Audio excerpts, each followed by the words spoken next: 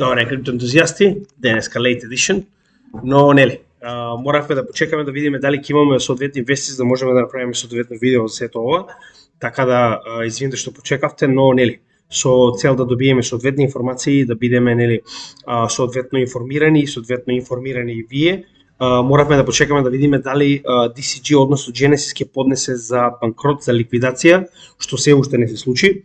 Барем до сега не сме добили вести, нормално ќе продолжиме и понатаму, но со оглед на фактот дека сме оприлика 6 часа наназад, така, значи практично негде таму било околу 1 час од кога го правиме ова видео попладне, а доколку го не направиле до 1 попладне, ја мислам дека нема да се случи во текот на овој ден. Ќе поразговараме, значи денеска тоа ни е главната тема, да видиме каква е ситуацијата со DCG, кои се потенцијалните исходи, барем според тоа што ние го гледаме, и ќе тргнеме од тој момент. Сега, прво и најбитно што мораме да поразговараме во однос на падот вчера. Значи, ова што му го направија е жива глупост. Сега ќе кажам зошто. Значи, јас вчера, можеби го видовте она во порака што го објаснив, кажав дека можеби тоа е регулативата порано од она што очекувавме. Зошто го кажав тоа? Значи, во текот на овој ден и вчерашниот се одржуваше Давос, каде што официјално треба да се разговара за тоа како да се согласи законодавството за целиот свет во однос на криптовалути. И кога го видов ова, каде што најавија дека има меѓународна акција за криптовалути, јас очекував дека ќе биде некаков тип на најава или нели објава во случајов каде што ќе кажат дека на пример од овој момент па натаму ќе продолжат да работат нели како заедница, нешто такво. Значи дури кога го видов постерот од самата најава, не очекував дека е ништо од овој тип. Така да реално ово што моментално се случило е ништо. Че овој пат кој што го видовме минимален, ова е буквално ситница. Сега ќе кажам зошто. Значи, она што се случи на пример со FTX беше 10 билиона, така? Значи 10 билиона беа изгубени за да добиеме таков масивен пат. Ова што моментално се случило се некоја си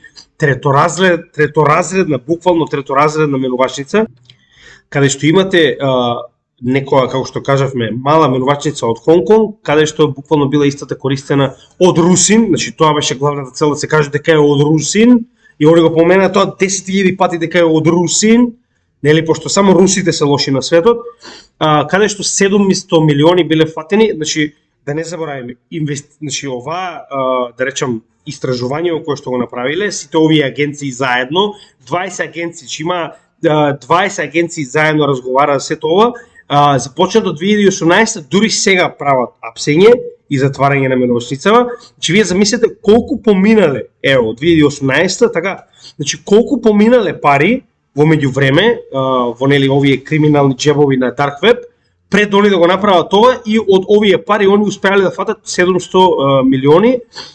Повторно, колку се тие фатени останува да видиме, но како и да е. Смешно е затоа што 4 години биле потребни, они успеале цел булран практично да го поминат и сега ги фаќаат кога нели сето тоа е завршено, но како и да е, ова е смешно. Јас очекував дека нешто многу поголемо, но нели во тој момент не можеш да знаеш со оглед на фактот дека сите информации не ти се достапни, затоа секогаш сакаме да ви информираме и гледате, значи вие даваме информацијата до тој степен кој што ја имаме и ви кажуваме дека кога ќе имаме повеќе информации, ќе можеме да ви информираме соодветно. Значи они испаднаа на сцена 20 луѓе и се фалеа дека направиле нешто огромно, а станува збор за ситница која што нема скоро никаков ефект на криптозаедницата. Ако ова според вас представува ефект, колку е ова? 7%, 6%? Нели? Тоа е тоа. Американци мора да се пофалат со нешто, нели? Како и да е, значи ова е искрено според мене кој прашувате, тоа беше тоа. Ефектот заврши. Ова е главниот проблем. Значи ова моментално што гледате овдека, тоа е главниот проблем. Сега, за да објасниме целата оваа ситуација, прво би сакал да погледнете на сликата позади мене. Така, сега, гледате ова малко квадратче доле. Тоа е Genesis, така. А ова се останатите компании заедно со Digital Currency Group, кои што моментално ги влече надоле во провалие. Тоа е главната ситуација моментално која што треба да објасниме, но за целата слика да ви биде појасна, јас се обидов да најдам, значи, клучни вести кои што моментално ни даваат, да речем, знаење што моментално се случува во оваа голема корпорација и колку тоа е битно за криптосферата. Зошто е тоа така? Затоа што самиот Digital Currency Group, знаете и сами, доколку погледнеме во неговото портфолио, значи го имам отворено овде, само момент, ќе го најдеме. Ево. Значи, во неговото портфолио, како што можеме да видиме, имаме едни од најдобрите проекти во целата сфера. Така, че имаме биткоин, знаете сами, Grayscale, самиот фонд кој што е 163.000 биткоина, Ethereum, огромна количина, Ethereum Classic Filecoin, HBAR, Hedera Hashgraph, Decentraland, Flow, Graph, Zcash, BAT. Значи, гледате, имаме огромен број на проекти од кои што многу овие се и многу големи и солидни проекти. Сега, проблемот е што DCG самиот по себе моментално има еден главен проблем, а тоа е дека самиот Genesis моментално практично должи повеќе од 3 милиона долар. 3 билиона, се извинувам. Сега, само да објасниме некои работи за да ви бидат појасни, а потоа ќе продолжиме понатаму. Главните компании на DCG се Coinbase, CoinDesk, значи они поседуваат дел од Coinbase. CoinDesk, која што е уствари исклучиво практично за вести во криптосферата, е најголемиот медиум во криптосферата, Grayscale, кој што представува фонд. Значи, затоа гледате, они имаат соодветни компании во на некој начин секој сектор. Со тоа што Grayscale самиот по себе представува фонд за биткоин, кој што досега беше на некој начин резервен фонд за секој од, да речем, Wall Street, кој што сака да поседува било каков тип во случајов биткоин или да речем останати криптовалути, кој што како таков се користи со цел да им се даде можност на оние кои што според закон не може да поседуваат, да имаат некој кој што поседува во нивно име. Затоа и го имаат самиот Grayscale GBTC фонд, од каде што фактички им даваат на некој начин акции во противредност на цената на биткоин на оние кои што сакаат да купат биткоин и да и биде чуван во овој огромен фонд. Така, тоа е првата, да речем, компанија која е значителна. Coinbase, CoinDesk, иако е голема, не е толку значителна. Така, следната е Genesis. Genesis име lending и borrowing платформа, која што практично ги користи овие, да речем, огромни суми на пари кои што ги има, со цел да врши на некој начин дополнителен профит со тоа што ги позајмува или на некој начин прави обрт на парите на капитал кој што ги има оваа огромна корпорација. Така, поседуваат уште две други компании, меѓу кои Foundry, која што е една од најголемите майнинг пулови, значи имаат огромна корпорација, компанија која што работи со майнинг на биткоин, со майнинг машини, и последната е Luno, односно тоа ни е своевидна, тоа ти е на некој начин исто како Binance и како Kraken, менувачица за криптовалути. Со тоа што моментално Luno и Foundry и CoinDesk, така речено, не се замешани. Единствено замешување на CoinDesk е тоа што они се обидуваат да продадат поради тоа што им се потребни пари со цел да може да едноставно покријат дел од долг. Сега ќе постепено ќе ги обработиме инвестиции и ќе видиме каква е ситуацијата моментално на DCG со цел да сватиме зошто е целата оваа ситуација толку битна. Да не заборавиме дека ова се само основните компании. Дополнително, она што нас не засега е тоа што поседуваат дел од Coinbase, која што е втора по големина моментално менувачица на крипто, во криптосветот, со тоа што Coinbase е јавно тргувана компанија. Тоа значи дека поседуваат акции кои што ако треба да се, да речем, отарасаат од ова со цел да соберат средства, може да дојде до паѓање на цената на акциите на Coinbase поради голема продажба на делот кој што го поседува DCG во оваа компанија. Kraken, иста ситуација, но Kraken не е јавно тргувана, само поседуваат дел од самата компанија, но гледајте, поседуваат и од Ledger, и од Etherscan, значи поседуваат многу големи компании во целата оваа криптосфера. Тоа е битниот момент. Сега, да не навлегуваме во структурата само по себе, мислам дека е доволно објаснето до сега. Битна работа што треба моментално да ја разбереме е дека главниот пропонент кој што треба да пропадне во оваа ситуација и кој што се очекува да пропадне е самиот Genesis. И од досегашните информации кои што ги имаме, значи самиот Genesis треба да поднесе практично за ликвидација, односно банкрот, они го нарекуваат тоа Chapter 11, до крај, дури и оваа недела се очекува тоа да биде направено. Сега, за оние кои што не знаат, значи ваков тип на поставка може да биде направена само во работна недела.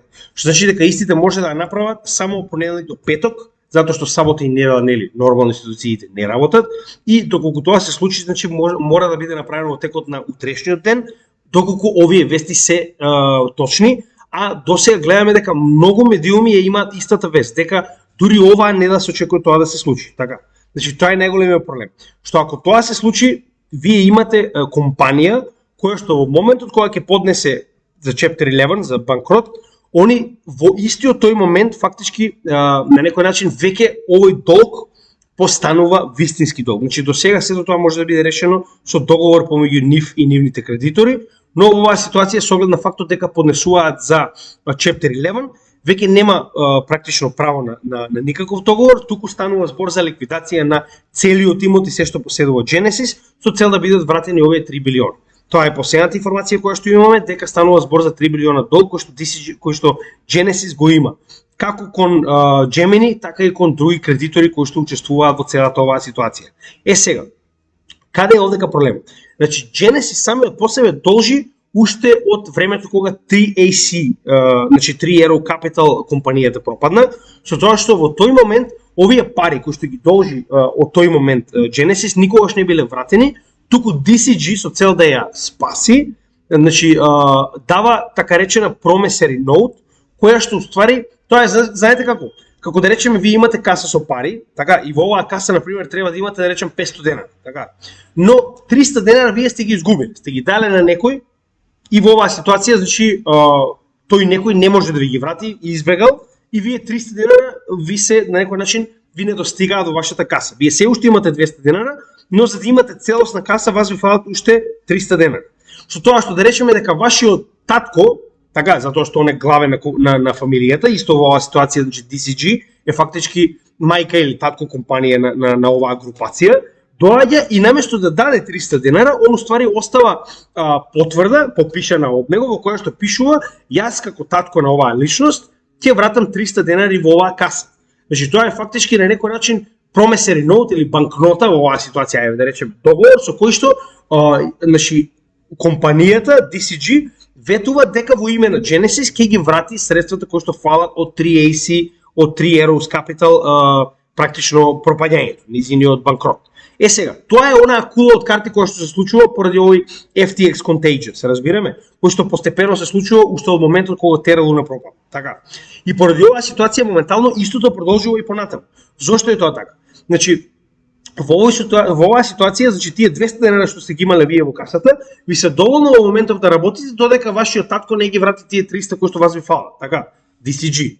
Но проблемот во оваа ситуација е тоа што вие и тие 200 денара сте ги дале на некој, во оваа ситуација FTX, и тој некој избегал. Значи вие имате двајца кои што ви избегале со парите и сега вие веќе немате доволно пари во касата за да работите, затоа што вие имате само promissory note. Тоа е онаа белешка од таткови дека ќе ги врати парите, но истата на никого не му важи ништо. Така, затоа што тоа важи само во овој бизнис каде што вие моментално работите, затоа што некој му верува на вашиот татко компанија како што е во ситуација во DCG. Така да поради таа ситуација сега веќе Genesis се наоѓа во дупла криза, затоа што ги нема првите пари кои што ги должи од 3 Arrows Capital, а ги нема и вторите пари кои што моментално ги изгубил со FTX. Но проблемот е што тоа се доволно пари што ги нема за да не може веќе да работи ниво нормална работа. Затоа и онаа earn програма тука и дојде проблемот, каде што они немаат доволно пари ни да ги вратат достасаните обврски. И поради оваа причина фактички сега веќе имате проблем каде што моментот кога вие ќе запрате со секојдневна работа, значи никој не знае вие колку имате во вашата каса и дали имате доволно да ги покриете дневните, да речем секојдневни обврски кои што ги имате. Но во моментот кога немате доволно и нема да може да му вратите на првиот клиент кој што ќе дојде и ќе ви ги побара парите назад, тогаш веќе имате проблем. Зошто? Тогаш веќе настанува бенкран во кој што Gemini во оваа ситуација излезе и кажа, значи моментално Genesis нема доволно пари да врати на нашите клиенти. Затоа што ние позајмивме и моментално немаат доволно да вратат за овие достигнати обврски. Сега најдена што се случува? Сите кои што имаат нешто во Genesis доаѓаат и си го бараат своето назад. Затоа и долгот постојано расте. Чи прво беше 500 милиони, па 1 билион, а сега е 3. Затоа што се повеќе и повеќе имате луѓе кои што си ги бараат парите назад. Зошто? Затоа што доколку вие не поднесете со време, може да бидете последни и кога ќе дојде ред, ако евентуално дојде ред до ликвидација, вашите пари нема да бидат вратени затоа што веќе нема да има доволно пари и на тој начин се враќаат само оние кои што попарале први поред да им бидат вратени парите. Нормално ова настанува во моментот кога ќе се отвори, нели, постапка за ликвидација, но секој од нив сака веќе да биде сигурен дека неговото, нели, барање ќе биде поднесено и ќе биде што попрво во оној редослед на подмирување кога ќе дојде ред од ликвидационата маса. За жал, секој гледа да покрај својот грб. Тоа е проблем. Така да и во оваа ситуација од тука и потекнува целиот овој проблем. Ова е класичен бенкран на Genesis, затоа веќе немате само оние кои што редовно треба да ги покренат своите средства, туку и оние кои што имале нешто вложено сакаат да си го земат назад. Сега, целата оваа ситуација настанува уште во моментот кога 3AC, 3 Arrow Capital, како да речено финансиски субјект, практично помогнал во на некој начин бустање на цената на GBTC уште во почетокот кога истата е креиран. Затоа што овој фонд не е толку стар и во моментот кога истиот е креиран, ако знаете сега, ако се сеќавате и сами, значи цената на овие хартии од вредност не е истата како и цената на биткоин. Поради причина што во почетокот биле толку популарни и биле продавани со практично повисока цена. Што како манипулација е искористено од 3AC, значи 3 Arrows Capital, заедно со Genesis, кој што ствари лендинг, значи самиот Grayscale не може да продаде GBTC, затоа Genesis го прави тоа во име на Grayscale, а 3AC Capital ја користи оваа разлика помеѓу висината на цената на биткоин и разликата плюс оној премиум за да направи манипулација за бесконечен обрат на пари. Сега да не обесуваме, че малку е сложено како се до тоа е направено, идејата е дека уште во тој момент ваквиот тип на памп на самата цена на GBTC, кој што потоа се сврта обратно, нормално, сега нели, пак ќе кажам, премногу е сложено да го објаснуваме, идејата е дека ова на некој начин наштетило и на 3AC Capital и на Genesis, што моментално се враќа назад, буквално да ги гризне за нели, задникот. Така да, ова е уште еден од проблемите кои што моментално се случува и кој што се истражува. Значи ова дури и се нарекува, има соодветно име, кој што се нарекува каде што се користи фактички оној слично на она што го правеле Alameda и FTX. И овде ќе имаме таква колаборација помеѓу 3 Arrows Capital заедно со Genesis, каде што фактички се користат истите средства да се направи магичен обрт на пумпање на цена на нешто што не е така. Но како и да е, пак ќе кажем, идејата е дека ова е една од главните причини поради кои што моментално се случува вториот проблем. Че првиот е тоа што Genesis должи пари, а вториот проблем е тоа што моментално Genesis е под активна истрага на Комисијата за хартија од вредност, како и да е, нели во оваа ситуација они го нарекуваат SEC и DOJ или Министерството за правда. Значи моментално овие две институции во Америка прават со себе или probes, односно прават испитување на сето она што се случува во првенствено Genesis, а потоа и во самиот DCG. Затоа што Genesis ова никогаш не би можел да го направи без директно знаење и одобрување на DCG како татко компанија, затоа што вие имате цела една шема помеѓу овие три компании заедно со Grayscale. Сега, ваквото кој нарекуваат commingling. Значи во оваа ситуација целата да речем корпорација DCG има проблем со закон. Но тоа се уште не е наш проблем, се додека DCG активно не е да речем на телевизијата кажано како моментално се води кривична истрага против нив. Така да поради ова се уште да речем овој дел не е толку опасен за самиот пазар. Сега, значи опасноста на пазарот доаѓа да речем во неколку нивоа. Значи знаете и сами дека најстрашно ниво е целосен распад на оваа корпорација, така. Но за да можеме да разговараме за нивоата на опасност, мораме да објасниме целата приказна. Затоа останете со нас, има уште неколку компоненти кои што треба да бидат познати, со цел да знаете точно што се случува и кои се, да речем, опциите кои што очекуваме да се случат. Значи, моментално се случува ова активна, да речем, истрага против овие компании, но не заборавајте дека DCG е најголемата корпорација во криптосферата и самата по себе е финансирана, знаете и сами, од големи субјекти. Зборуваме за, ако веќе зборуваме за Америка, HSBC, Wells Fargo е банка уште од каубојско време во Америка, Nasdaq, најголемата електронска берза во Америка, дополнително ги имате Citibank, американска банка повторно, Mastercard, треба ли да кажам, нели? Сето ова, кога ќе го погледнете, станува збор за исклучиво големи субјекти во Америка, кои што се тие што ги плакаат сметките моментално и на DOJ и на SEC. Така да имате во тоа препит дека јас не верувам дека ќе отидат против нив, барем не директно и не толку јавно, и затоа верувам дека ова може многу брзо да се заташка кога веќе станува збор за активни истраги. Значи не се ова некои треторазредни криптопроекти, па да треба да се секираме толку многу. Поради оваа причина, пак ќе кажам, значи ова се оние Wall Street Boys, кои што се доста заштитени од овие. Значи, прост пример. FTX бил не знам колку пати до сега, значи самиот Сем Бенкман-Фрид, на состанок со Гери Гензлер, и во ниту еден момент Гери Гензлер, замислете, биле и активно проверувани, и ниту во еден момент не нашла никакво неслагање со внатрешните документи. Така, исто и во оваа ситуација. Значи, јас пак ќе кажам, самите Гери Генслер и СЕК ги штитат овие луѓе уште многу порано. Единствен и прв конфликт кој што се наоѓа помеѓу нив е и следното за оно кој што треба да разговараме, а тоа е моментот каде што сега веќе Grayscale го тужеше СЕК поради тоа што не им го одобри ETF спот биткоин, значи спот биткоин ETF-от на моменталните берзи во Америка. Зошто е тоа битно?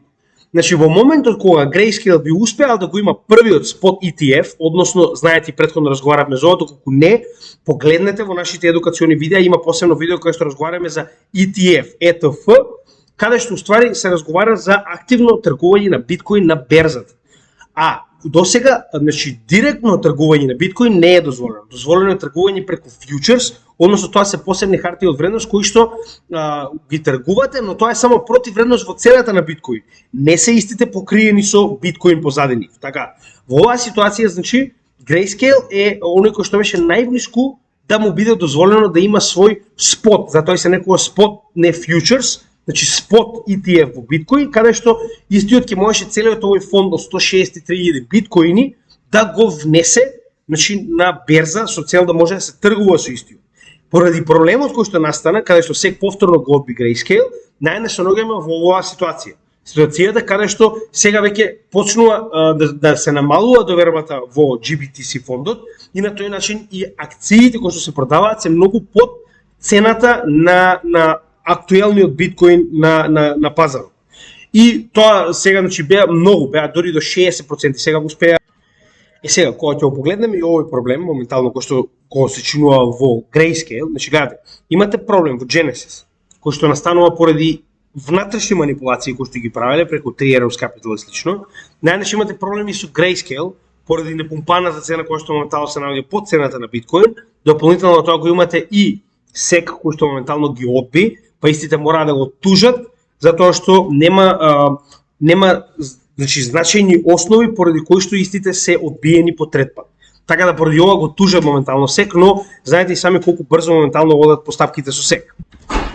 Така да ова им беше уствари една од опциите кои што се обидуваа да ја направат со цел да можат прво да направат соодветен профит, со оглед на фактот дека они наплаќаат 2% од вкупната количина која што имате во биткоин во нивниот фонд, само заради тоа што ја имате. Значи фактички за услугата да ви го чуваат биткоинот ви наплаќаат 2% годишно. Така да ова е голема сума, они прават стотици милиони долари само од ова. Значи, замислете 2% од 163.000 биткоини на годишно ниво добивате како рента за тоа што го чувате ова. Така. Сега проблемот е што они ако успееа ова да го направат и да ги внесат овие 163.000 биткоини директно на берзата во Америка, тоа ќе беше голема победа за нив, затоа што, значи, фактички вие сте единствените кои што имаат спот ETF и кој да сака да купи биткоини да го тргува на берза, мора да дојде во вашиот ETF. И на тој начин вие фактички взимате 2% од секој кој што фактички дошол во вашиот спот ETF. Така да тоа беше огромна шанса за истите да испаднат од целата оваа криза, они можеа само со тоа да испаднат од оваа криза. Но моментално Grayscale е во судска постапка со СЕК и знаеме дека тоа трае најчесто многу долго. Така да поради ова, ја верувам дека Grayscale не може да ги извади од овој проблем.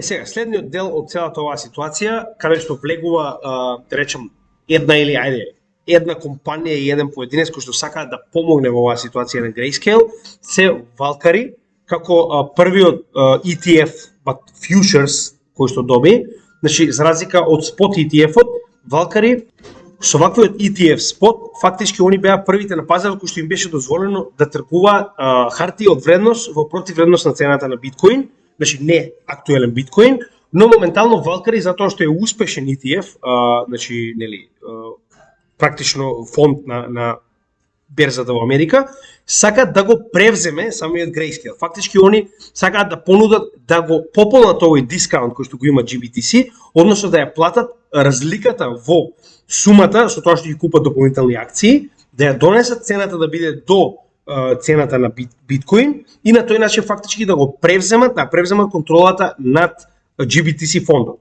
Сега, Дали тоа ќе го дозволи DCG или не, останува да видиме, со оглед на фактот дека ова е најголемата инвестиција која што има. Значи ова е најголемата, како да кажам, најголемиот дел од нивното портфолио. Така да мораме да видиме што ќе се случи околу ова. Со тоа што имаше и втор дел на оваа ситуација, а тоа е, знаете и сами, Justin Sun, тоа е креаторот на Tron, кој што исто така има голем удел во самиот Futures фонд на Valkyrie. Исто така истапи со истата идеја дека сака фактички да инвестира, односно да го пополни долгот кој што е во моменталниот GBTC фонд на DCG со цел да на некој начин превземе или контрола или барем дел од самиот практично да биде еден од оние кои што одлучуваат. Така да ова е на некој начин резерва околу ситуација доколку се случи проблем со самиот Grayscale фонд. Значи, падење на Genesis е една работа, но падење на Grayscale, каде што ќе мора 163.000 биткоини да се вратат назад на маркетот, може да биде многу лоша ситуација. Така да, ова е една од подобрите варијанти во ситуација да се најдеме до таков момент каде што самиот Grayscale не може да преживее. Така да ова се да речем две опции кои што ги има DCG во случај да дојде до таков проблем. Сега, тоа не оменува фактот дека самиот DCG има и други валути, како што рековме, во своето портфолио, кои што ќе може да ги ликвидира со цел да покрие дел од долгот. Затоа што на крајот од едно повторно DCG е еден од оние кои што се главни во практично во самата структура на Genesis. Затоа што практично Genesis представува соевиден процент од целото портфолио на DCG.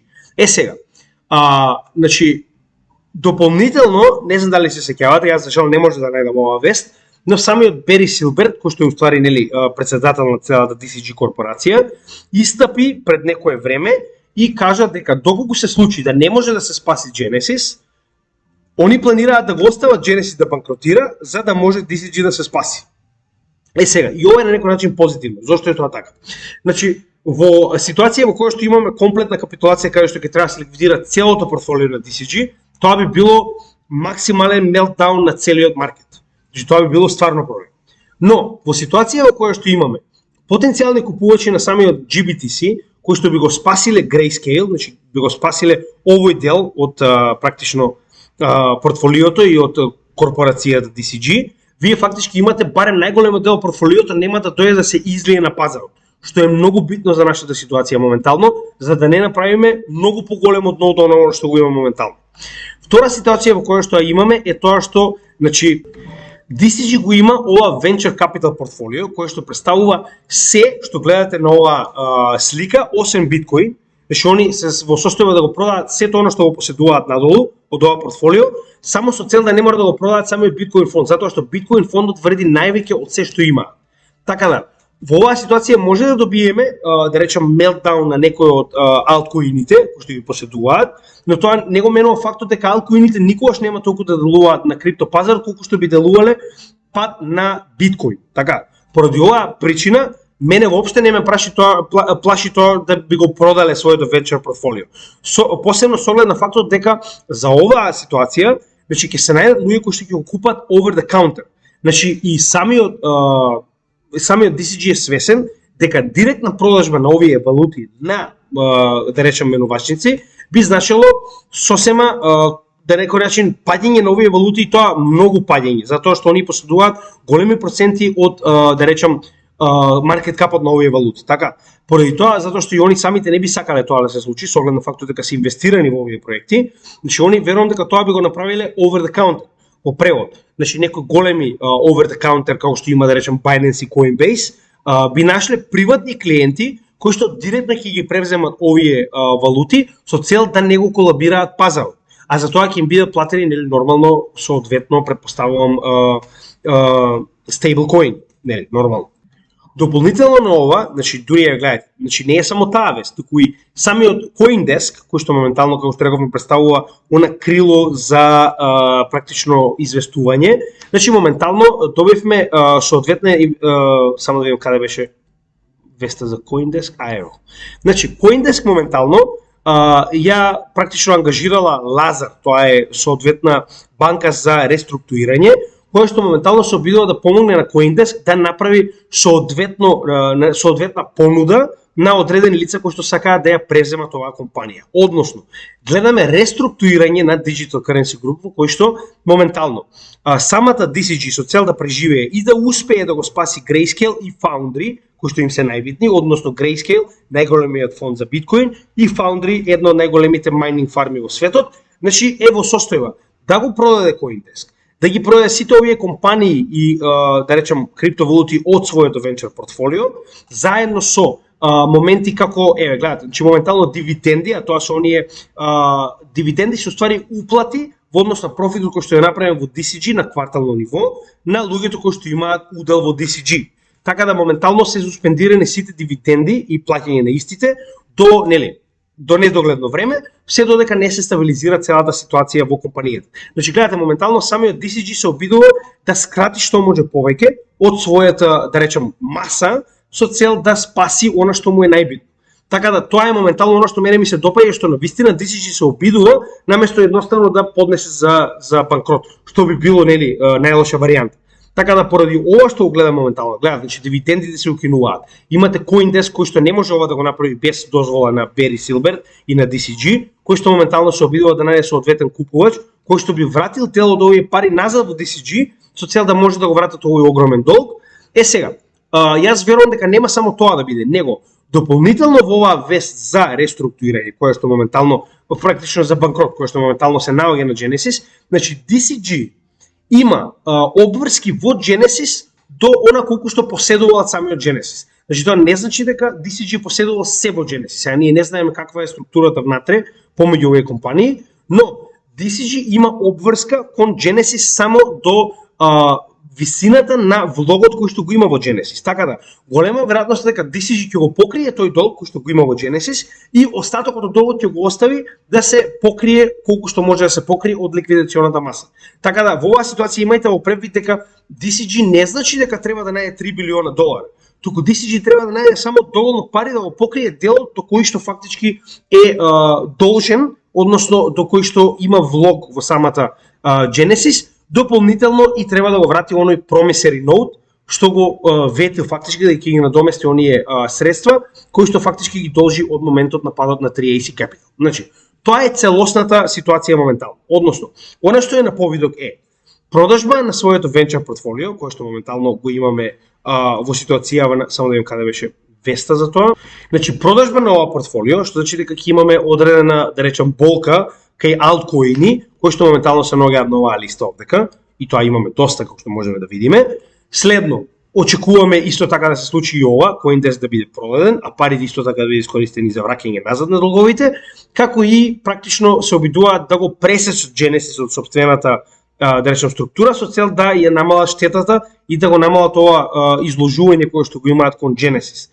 Така да, во оваа ситуација јас сум свесен дека они првенствено би направиле Genesis да пропадне со цел да го спасат остатокот, отколку да пропадне се заради Genesis.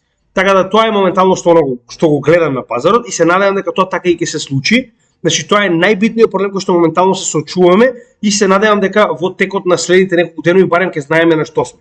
Така да, ако мене ја прашувате, јас би сакал да се случи ова со цел да видиме кој е главната штета што може да настане и да завршиме со ова веќе еднаш за секогаш. Така, затоа што и да не се заврши ова сега и да успее пазарот да продолжи, прашање на време е кога ова може повторно да се врати назад со оглед на фактот дека не може преку ноќ вие да најдете 3 билиони да ги вратите. Така, поради оваа причина пак ќе кажам, подобро е болката да дојде сега и дури ако треба да оформиме ново дно пред да продолжиме кон следниот bull market, отколку да дојде по неколку месеци кога конечно цената ќе се стабилизира, па да добиеме нова драма на пазар. Сега, тоа беше главната тема што мораме да разговараме, тоа е Genesis и моменталната DCG ситуација. Но ќе напоменам уште еднаш, не заборавајте дека има големи компании позади нив. Значи, многу е мала шансата, ако јас се прашувам, оваа цела корпорација да пропадне. Би пресекле дел од своето ткиво со цел да се спасат, но не верувам дека целата ќе пропадне. Следно за кое што треба да разговараме е самата техничка анализа, односно да видиме каде би се движиле и што би очекувале на пазар. Значи, гледайте, моментално самиот DXY е се уште опак, што е многу битно за нас во оваа ситуација, затоа што на некој начин уште поголема болка би била доколку добиеме корекција на DXY нагоре. Но не очекуваме корекција со оглед на фактот дека во претходната техничка анализа образложи. Имаме намалување на во случајов двете стапки за инфлација, Core и CPI, што значи дека тоа е пола од причините кои што му се битни на Федералната резерва да понатаму или не ги зголеми толку многу rate hikes, нели, соевидните месечно или двомесечни камати, и дополнително на тоа го имаме и самиот извештај за невработеност, кој што е уште помала стапката, значи ние очекуваме да ги биде поголема, истата дојде помала, што значи дека економијата во Америка е се уште доволно силна да може да ги поднесе овие rate hikes кои што Федералната резерва ги поставува. Истото можеме да го видиме и овде, односно ова е како што се сеќавате investing.com, односно оваа ситуација на investing.com го имаме овој пол, каде што се зборува што се очекува на 1 февруари кога ќе имаме пресконференција на Федералната резерва, каде што гледате дека се повеќе и повеќе расте овој позитивен индекс, каде што отприлика 38% од гласачите очекуваат дека не само што можеби нема да имаме нов, туку може и да се намали, затоа што моментално rate hikes, односно процентот на кој Федералната резерва го наплаќа на ново создадени пари е 4,5%. Значи дури имате и позитивна ситуација во која што луѓе веруваат дури дека ќе се намали, што јас не верувам, со оглед на фактот дека самата Федерална резерва веќе кажа дека и да не зголемува понатаму, ќе остане на одредена висока стапка на rate hikes со цел да ја намали инфлацијата до задоволително ниво пред да повторно може да разговараме за пуштање на принтерите со пари. Сега, иако имаме и голема стапка, а тоа се 63%, кои што веруваат дека ќе се зголеми, значи не за 0,5, туку за 0,25, затоа што знаете и сами дека на дневно ниво можеме да погледнеме како се тоа изгледаше. Значи во текот на минатата година имавме последователни 0,75 покачување на оваа стапка, за последната која што имав во декември да биде 0,5. Со тоа што колку повеќе се намалува зголемувањето на оваа стапка, толку повеќе се намалува и стравот на пазарот. Колку помал страв на пазарот, толку повеќе луѓето се вртат кон ризични добра како хартија од вредност, ресурси, криптовалути и слично. Тоа е дополнително позитивна работа, затоа што, значи, замислете одозгора на се тоа што се случува со DCG, сега да имате и дополнително високи rate hikes или инфлација. Така да ова е позитивна работа која што би го ублажила потенцијалниот пат на биткоин. И тоа е многу добро ако мене прашувате и гледате, значи моментално имаме ситуација во која што се очекува само 0,25, што е многу добро. Тоа е значи намалување на досегашните rate hikes кои што се зголемуваат, што може да донесе дополнително олабавување на пазарите. Сега, во однос на вчерашниот пат, значи во однос на вчерашниот пат сакам да ви го покажам ова. Делумно беше веста која што имавме за легендарното апсење на русинот, така? Значи тоа беше делумно причината, но делумно е и тоа што имавме премногу луѓе кои што почнаа да веруваат дека готово тргаме во нов bull market. Тоа е тоа што јас ви го кажам дека се уште сме рано за да можеме да очекуваме некои, не знам, поместување на пазарот како сега да отидеме до 50.000, ме разбирате? Така да ова е лекцијата која што многу ја научија вчера. Значи вчера имавме околу 200 милиони лонгс ликвидирани, затоа што во овој момент каде што се наоѓавме, значи каде што рековме дека на вистина оваа тренд линија и претходниот локален хај на FTX колапсот се доволни силни левели да ја бутнат цената надолу, значи луѓе веруваат дека ќе пробиеме наднај и ќе продолжиме со движење нагоре, но ќе напоменам уште еднаш на дневно ниво, ќе направиме соодветна анализа, но на дневно ниво гледајте, значи она што ви го кажав ќе ви го повторам уште еднаш. Со MACD не сме биле волку изложени, ако се вратиме наназад, дури и да се враќаме, значи 2 години наназад, нема да најдеме толку силен памп како што го имавме овој, значи гледајте.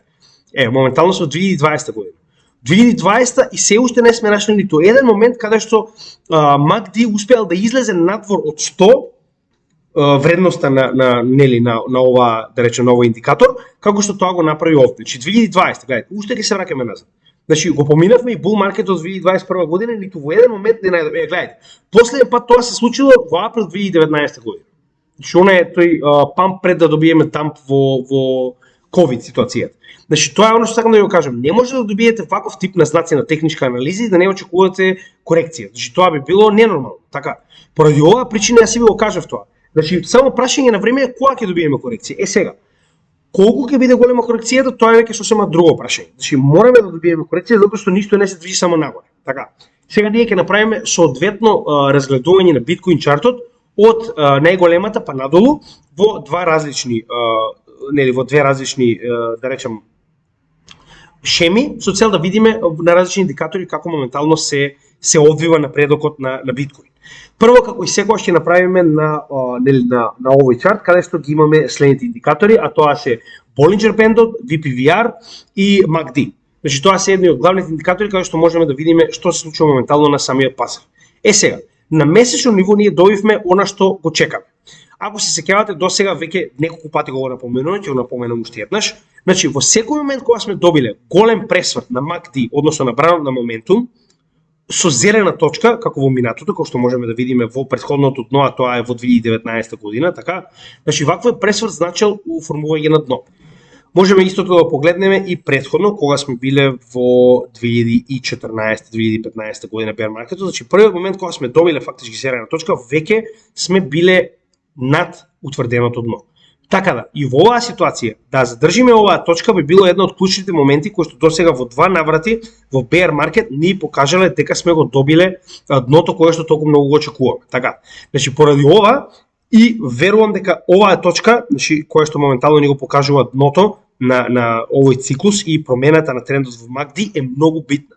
Така да, и понатаму ќе разговараме за индикатори, но моментално разговараме само за оние постоечки индикатори кои што ни се најбитни, да видиме каде се наоѓаме и која е потенцијалната шанса за пад и кој би бил пад. Сега, че прво, најбитно е тоа што DXY нема да ни биде проблем. DXY понатаму се обидува да пробие под ова поле и истиот не представува проблем, верувам, значи затоа што не гледам причини, со оглед на фактот дека DXY растеше само поради причините кои што му дозволува на Fed да го пумпа со rate hikes. Такви причини веќе нема, core CPI паѓа многу, дополнително имате силна економија представена од невработеност која што исто така паѓа, што е добро во оваа ситуација за нас, така да од Федералната резерва не очекувам дека ќе има пумпање на доларот, кој што би представувал уште една причина за биткоин да падне. Така да тој дел кој што беше главниот непријател за нас до сега веќе го немаме. Вториот дел, со тоа што единствена главна причина која што моментално имаме за пад би била во оваа ситуација DCG. Сега, да разговараме каде се наоѓаме. Значи моментално гледаме дека имаме сосема солиден моментум за нагоре. Значи гледаме дека на месечно ниво самиот RSI не се поместил практично нулата долго време. Ова е прв пат да пробие над вредноста од 7 уште од претходниот пат на 1 февруари 2022 година. Така да имаме цела година фактички конечно сток RSI се придвижува нагоре. Имаме позитивно придвижување и на инфлоу на пари. Исто така имаме VWAP кој што конечно само што проби над нулата, кој што досега не пробил уште од 1 декември 2021 година. Чи имаме цела година во која што VPVR е во негатива, ова е прв пат да пробие нагоре. Така. И самиот RSI се коригира исто така, но тој нели долго време му е потребно тоа да се случи. Така да, значи ова се на месечно ниво многу позитивни работи кои што ги гледаме, кои што може да ни помогнат во оваа ситуација да продолжиме да се движиме нагоре доколку не добиеме катастрофални последици од самиот DCG. На неделно ниво гледаме дека се наоѓаме, значи ова е контролната линија во овој дел, гледате.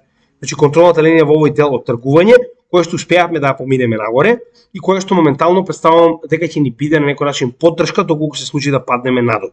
MACD самиот по себе ни покажува дека сме во потврден нагорен пат, со тоа што конечно успеавме да пробиеме над 50 вредноста со RSI. Сток RSI не го гледате оваа ситуација, затоа што истиот може да се најде над, значи во oversold area, односно прекупено, overbought area, прекупено долго време. Значи гледате оваа ситуација од август па до ноември, значи скоро половина година се наоѓал во прекупена состојба, така да не мора да се секираме за него, но RSI е во позитива, значи само што проби над 50, VWAP е нагоре, иако ова е малку преизложено, но тоа се само најбрзите VWAP и сток RSI. Затоа и рековме дека е потребна корекција, оно што моментално ќе го добиеме на дневно ниво. MACD е во многу добра позиција со оглед на фактот дека имаме базична и сигнална линија кои што се многу раздалечени една од друга и ни покажува дека имаме солидна потенцијал за движење нагоре, како и самиот инфлоу, гледаме дека имаме инфлоу на пари, значи заоблување на зелениот бран. Сега, ова доаѓа после утврдување на 3 дна. Значи на неделно ниво ни утврдивме на 3 места дно, со тоа што дополнително, нели, на вториот чарт можеме да погледнеме дека не се само дната, туку ќе имаме и овие структури каде што имавме bullish divergence, затоа ќе проразговараме кога ќе погледнеме вториот чарт, но само да погледнеме што се случува моментално. Со тоа што пак ќе кажам, да не забораваме дека се наоѓаме на некој начин момент кој што е клучен во оваа ситуација, а тоа ни е пробивање на оваа тренд линија која што моментално гледаме дека била поддршка за да стане отпор. Значи пред тоа сме успеале да паднеме во овој момент кога сме ја ретестирале истата, со тоа што сега моментално имаме ретестирање на истата. И не е само на оваа тренд линија, туку ретестираме исто така и претходен врв кој што сме го имале со FTX колапсот. Така да ова се многу јаки нивоа и се наоѓаме на горната граница на Болинџер бендот, кој што нормално дека ни е потребно да направиме корекција пред да се придвижиме нагоре. Посебно со оглед на фактот ќе напоменам уште еднаш дека ваков тип на голема свеќа не сме имале од овој момент. Значи ова е последната таква голема свеќа која што сме имале овде, која што ни на некој начин асоцира со оваа свеќа која што имаме овде. Така да имате го тоа препит дека не можеме да добиеме памп и да се движиме само нагоре, само што тврдиме дно. Така, значи голема веројатност е дека ќе добиеме уште една корекција. Но ако погледнеме убаво, на пример оваа корекција и има логика, зошто е тоа така. Значи ако повлечеме оваа ситуација на некој начин, овдека би била да речем таа корекција која што ја се очекувам, значи да не ги пресечеме самите тела на свеките, така. Значи гледате, имаме едно рамо, имаме глава, ако добиеме второ рамо, ние имаме солидна head and shoulders формација, која што како таква би била уште појака, да речем, инерција за движење нагоре на самиот чарт. Така да, ако мене ме прашате, овој не е воопште лоша ситуација во која што веќе формиравме едно рамо, имаме глава, формирање на второ рамо, односно корекција во оваа ситуација би била сосема солидна, со цел да добиеме уште поголем моментум за движење нагоре. Со тоа што ако погледнеме за метата од оваа моментално која што го имаме овде, односно треба да поставиме отсечка од најдолната точка по прав агол до самата права овде, за да видиме каде би била потенцијалната мета од оваа ситуација. Значи гледаме дека би биле пробив на претходното дно кое што го тврдивме на 9 мај 2022 година, така да оваа ситуација би пробила на тоа ниво. Доколку успееме да реализираме оваа значи формација, но прво истата мора да се реализира. Значи мораме да добиеме уште едно рамо пред да можеме да разговараме за финализирање или формирање на оваа формација. Така да тоа е на неделно ниво и на дневно ниво, чисто да погледнеме што се случува, значи тоа е она што ви го кажувам, на дневно ниво веќе се гледа дека ваквиот бран е на некој начин истоштен. Зошто е тоа така? Значи гледате како почнува од мали свеќи, истиот залетува нагоре и веќе на крајот, каде што веќе немаме доволно сила да продолжиме со движење нагоре, имаме практично движење хоризонтално пред да се коригираме, затоа што ќе има многу луѓе кои што ќе сакаат да направат или шорт или пак да се го зачуваат својот профит кој што го направиле од овој масивен памп и да го трнат истиот настрана. Така да имате од тоа препит, тоа е многу голема веројатност дека ќе се случи, посебно со оглед на фактот дека на дневно ниво, како што кажавме, ваков бран не е виден уште од 2019 година. И моментално имаме сите индикатори ни покажуваат на пат. Значи имате ток RSI кој што не треба ни да го спомење оваа ситуација е прекупен уште од почетокот на јануари. Имате RSI кој што е прекупен, значи гледате колку е надвор од практично неговата нормална вредност која што треба да биде до 70, моментално е на 79. Имате расширување на базичната и сигналната линија во пат од на MACD, VWAP е во негатива, сега единствено се уште имаме инфлоу на пари, што е оваа ситуација моментално што ја гледаме, значи денеска имаме памп, но пак ќе кажем, сега не знам дали ова ќе се случи, но доколку се случи во текот на утрешниот ден, ова може да предизвика солиден пат на пазар. Следно што би требало да погледнеме е вториот чарт каде што ги имаме 4MAs, каде што ги имаме раздалечено сите овие, нормално ова ќе го разговаравме, не за MACD, за RSI и за Stock RSI, но 4MAs се доста битни, како и Bull Market Support Band, кој што сакам да ви ги покажам, како и овие тренд линии кои што ги немаме на претходниот чарт. Ќе напоменам уште еднаш, ова е тренд линија која што имаме уште во последниот памп во 2018 година и blow off top, утврдување на двете дна, кој што ги имавме од 2018 и во 2020 година, кој што моментално ни беше поддршка за ова движење нагоре. Значи истата моментално гледаме дека е сосема солидна поддршка и ќе напоменам уште еднаш, јас очекувам оваа тренд линија и понатаму да продолжи да ни помага во движење во следниот bull market.